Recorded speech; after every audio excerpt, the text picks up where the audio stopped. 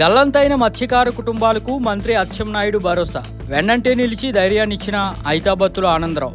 ఈ నెల ఆగస్టు 3న వాడరేవ్ ఫిషింగ్ ల్యాండింగ్ సెంటర్ నుంచి ముత్యాలమ్మ బోటులో సముద్రంలోకి వెళ్లి గల్లంతైన 7 మత్స్యకార కుటుంబాలకు ప్రభుత్వం పూర్తి అండగా ఉంటుందని జిల్లా ఇన్ఛార్జి మంత్రి కింజరపు అచ్చెన్నాయుడు భరోసా ఇచ్చారు. ఈ పర్యటనలో అమలాపురం శాసనసభ్యులు ఐతాబత్తుల ఆనందరావు మంత్రి వెంట ఉంటూ బాధిత కుటుంబాలకు కొండంత అండగా నిలిచారు. తమ ప్రాంత మత్స్యకారులను సురక్షితంగా ఒడ్డుకు తీసుకురావడమే లక్ష్యంగా ఎమ్మెల్యే ఆనందరావు క్షేత్రస్థాయిలోనే ఉంటూ మంత్రితో కలిసి సహాయక చర్యలను సమీక్షిస్తున్నారు. ముఖ్యమంత్రి నారా చంద్రబాబు నాయుడు, డిప్యూటీ సీఎం పవన్ కళ్యాణ్ ఆదేశాల మేరకు రక్షణ చర్యలను మరింత వేగవంతం చేశామని మంత్రి తెలిపారు. ప్రస్తుతం 300 నాటికల్ మైళ్ళ పరిధిలో కోస్ట్ గార్డుకు చెందిన 5 నౌకలు, నేవీకి చెందిన 2 నౌకలతో పాటు 2 అత్యాధునిక విమానాలతో గాలింపు చర్యలు ముమ్మరంగా కొనసాగుతున్నాయని ఆయన అన్నారు.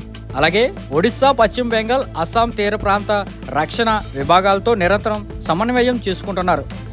పారాదీప్కు 15 నాటికల్ మైళ్ళ దూరంలో ముత్యాలమ్మ పేరుతో ఉన్న పసుపు రంగు బోట్ను గుర్తించారని, అది గల్లంతైన మత్స్యకారులదేనా అనేది నిర్ధారించుకోవడానికి ప్రత్యేక బృందాన్ని రంగంలోకి దించినట్టు వెల్లడించారు.